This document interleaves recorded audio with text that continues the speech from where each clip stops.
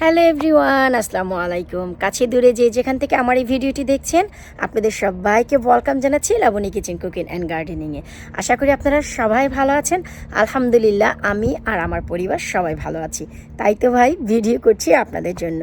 আজ আমার ভিডিও হচ্ছে আমরা পরাগায়ন কেন করি। অনেক লাভলি ভিউয়ার্স প্রশ্ন করেছে যে আমরা পরাগায়ন কেন করব, গাছে ছেলে ফুল মেয়ে ফুল এসেছে, তো পলিনেট বা পলি ব্যাগের কী প্রয়োজন।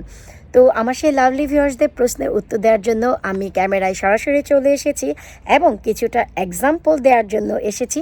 আশা রাখবো প্রশ্নের উত্তর লিখে দেওয়ার থেকে আমার এই ভিডিওর থ্রুতে দেওয়া আপনাদের জন্য অনেক উপকার হবে। কারণ আমি ভিডিও করি শুধু আমার একার জন্য নয়, আমার সমস্ত লাভলি ভিউয়ার্সদের জন্য, যারা গার্ডেনের ভিডিও করে উপকৃত হবেন আমার কিছু টিপস এবং ট্রিক্স দেখে। কারণ হচ্ছে যারা অনেক বেশি নতুন, অনেক কিছুই জানেন না, মাত্র শুরু করেছেন, তাদের জন্য অনেক সময় আমার কিছু টিপস থাকে, ট্রিক্স থাকে, যা ফলো করলে গাছের শতভাগ ফল পাওয়া যায় এবং 100% সফলতা আসে। আমি জানি এর জন্য অনেকেই আমাকে চাষি লাবণী একটারও বলে। আমার ফ্রেন্ড রাজীব, তার শুনে আমার ভীষণ ভালোও লাগে যে সে আমাকে এই পদবিটি দিয়েছে যে আমি চাষি লাবণী। আমার কাছে ভীষণ ভালো লাগে। তো যাই হোক, মজা না করে চলুন আমাদের গাছে পরাগায়ন কেন দরকার আপনাদের সাথে শেয়ার করি। আশা করব আপনাদের ভালো লাগবে। চলে এসেছি আমি আমার চাইনিজ লাউ গাছ যেখানে সেখানে, তার মানে হচ্ছে আমার ঘরের বাহিরে যেখানে আমি চাইনিজ লাউ লাগিয়েছি। আর এই গাছে আমি বেশ কিছু চাইনিজ লাউ পরাগায়ন করেছি গত 3 দিন আগে। তো পরাগায়ন করার ফলে আমাদের কি হয়, চলুন সেই ম্যাজিকটির সাথে আপনাদের পরিচয় করিয়ে দিই। শুকর আলহামদুলিল্লাহ, এই যে দেখুন চাইনিজ লাউ। আমি গত 3 দিন আগে এই লাউয়ের পরাগায়ন করেছি। শুধু একটি নয়, এ গাছে কিন্তু আমি মোট 6টি লাউ পরাগায়ন করেছি। তো চলুন আমরা সেই 6টি লাউ একটু খুঁজে দেখি যে কী অবস্থায় আছে। এই হচ্ছে আমাদের একটি লাউ যে গাছের পরাগায়ন হয়ে গেছে। তারপর চলুন যে আমরা আরও একটি লাউ খুঁজে বের করি যার পরাগায়ন হয়েছে এবং কী অবস্থায় আছে। এই হচ্ছে আরও একটি লাউ। শুকর আলহামদুলিল্লাহ, আমাদের এই লাউটিও বেঁচে গেছে। তো আপনারা শুধু একটু দেখুন যে আমার লাউগুলোর কী অবস্থা। আমি একটু পাতা দিয়ে ঢেকে দিচ্ছি যেন অতিরিক্ত মাছি এসে লাউগুলোকে মেরে না ফেলে। আর এই হচ্ছে আমার আরও একটি লাউ, মাশাল্লাহ। আর ওই যে দেখুন পিছনে যে লাউটির পরাগায়ন আমি করতে পারিনি, লাউটি যে ফুটেছিল আমি সেটি দেখিনি। আর এই হচ্ছে একটি। তো আমরা আরও দেখি যে আমাদের এ পাশেও আমি একটি লাউ পরাগায়ন করেছিলাম, কি অবস্থায় আছে। আমরা একটু ভিতরের দিকে যাচ্ছি। আলহামদুলিল্লাহ, এই হচ্ছে আরও একটি লাউ। আর সেই যে পিছনের দিকে দেখুন আরও একটি লাউ, আমি ওই লাউটিরও পরাগায়ন করেছি, ওই যে দেখুন। আর এটিও করেছি। তারপর আমরা নিচের দিকে একটি লাউ পরাগায়ন করেছিলাম, নিশ্চয়ই আপনাদের মনে আছে, মাটিতে ছিল।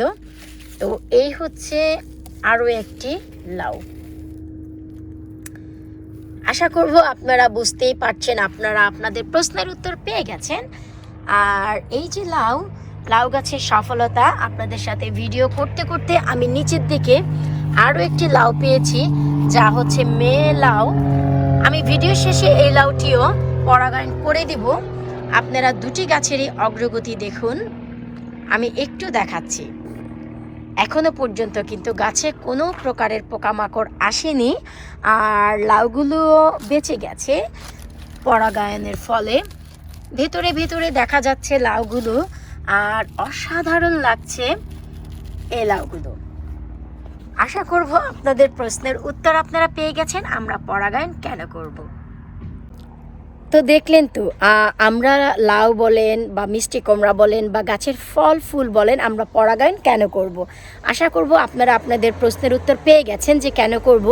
কারণ আমরা যদি গাছের পরাগায়ন করে থাকি, সেক্ষেত্রে আমাদের গাছের ফল শতভাগ টিকে যায়। আর এটি তো আপনারা নিজেরাই প্রমাণ দেখলেন। আমি আমার গাছে 6টি লাউ পরাগায়ন করেছি, তার ভিতর 6টি কিন্তু টিকে গেছে। অলমোস্ট যদি 1-2টি নষ্ট হয়ে যায়, তার কারণ আসলে আপনাদের যত্ন নয়, সেটি হচ্ছে আমাদের এখানে সামার টাইম শেষ, আই মিন সেপ্টেম্বর প্রায় শেষ। আশেপাশে যত গাছপালা আছে, আই মিন যেসব ফার্মাররা এখানে গাছপালা লাগায় তাদেরও তোলার সময় হয়ে গেছে। তো যখনই তারা ফসল কাটে, ফসল তোলে, তখন সে ফসলগুলো পচে যায় অনেক সময়।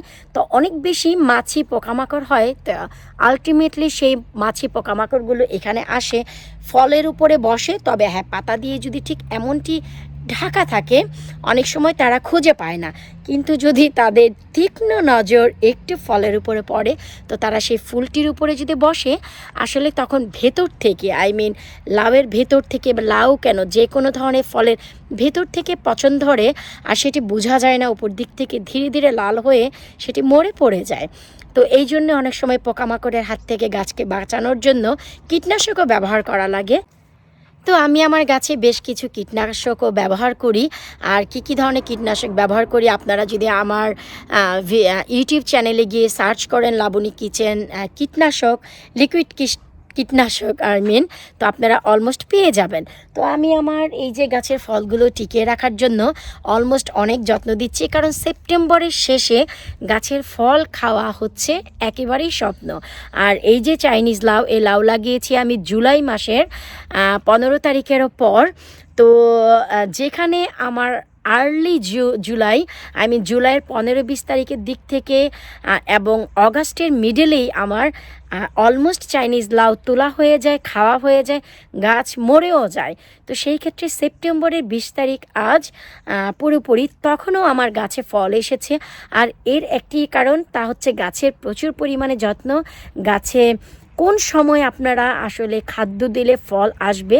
তো যখনই দেখলাম এই গাছটা কিছু বেড়ে উঠেছে, আমার শুকনো জৈব সার দেওয়ার কারণে খুব তরসর করে বেড়ে উঠেছে, ঠিক তখনই আমি গাছের এই ডগা পাতাগুলো কীটনাশক দিয়ে দিয়েছি যেন পাতাগুলোতে পোকা না ধরে।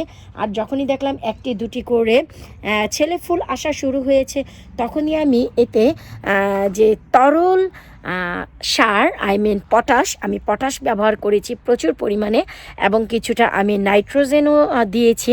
আর নাইট্রোজেন আপনারা কোন ধরনের সারে পাবেন, কোন ধরনের ফার্টিলাইজারে, সব ভিডিও অলরেডি আমার চ্যানেলে আছে, আপনারা যদি চান সেখান থেকে দেখে নিতে পারেন। যদি আপনারা সার্চ করেন ইউটিউবে গিয়ে Labani kitchen dry fertilizer, Labani kitchen liquid fertilizer, আপনারা সেখানে পেয়ে যাবেন। তো সবথেকে যে ইম্পর্টেন্ট জিনিস, যে আমাদের গাছে কোন সময়ে আমাদের খাদ্য ব্যবহার করতে হয় এবং কোন সময়ে কোন খাদ্য ব্যবহার করতে হয়।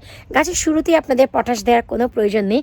আর যদি আমি বারবার বলে আসছি, যারা আপনারা বাংলাদেশে, আমরা ইউকেতে আছি, তো আমি এখানকার রুলস এবং এখানকার ওয়েদার অনুযায়ী আপনাদের সাথে ডিসকাস করছি।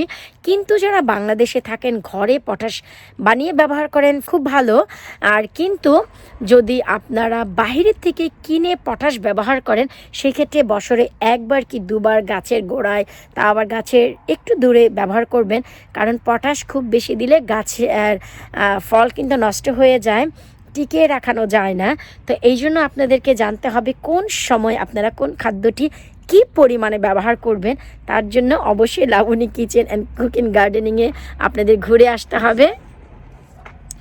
আর সবথেকে বড় কথা, এই যে গাছের চাইনিজ লাউ, এই লাউটি কিন্তু আমার নিজের বানানো লাউয়ের বীজ থেকে আমি বানিয়েছি। আপনারা যদি দেশীয় সব ধরনের বীজ চান, সফল বীজ, অবশ্যই একবার labonykitchen.co.uk/shop আমার ওয়েবসাইটে ঘুরে আসবেন। সেখানেই দেশীয় সব ধরনের বীজ আপনারা পাবেন। আর সেখানে অজস্র পুঁইশাক এবং হাজারি লাউ, যা আমার নিজের বানানো, সব ধরনের আপনারা বীজ পাবেন। এমনকি লাল শাকের বীজও পাবেন, দেশীয় বীজ, তাও আবার আমার নিজের হাতে বানানো। আর এই চাইনিজ লাউয়ের বীজ আমার কাছে আছে শত শত, কারণ প্রায় 2টি চাইনিজ লাউ থেকে আমার 1300 বীজ হয়েছে। আশা করব আপনাদের শুনে অবাক লাগছে, আর এটি হচ্ছে সত্যি কথা। আর আমার কাছে অজস্র পুঁইশাকের সবুজ এবং লাল পুঁইশাকের বীজ আছে। যদি আপনাদের লাগে অবশ্যই একবার আমার ওয়েবসাইটে ঘুরে আসবেন। আর কেন পরাগায়ন করবেন, আশা করছি আপনাদের এই প্রশ্নটি চলে গেছে আপনাদের মাথা থেকে, আর নেই। বিদায় নিচ্ছে আজকের মতো, সবুজের সাথে। আল্লাহ হাফিজ, লাভ ইউ অল।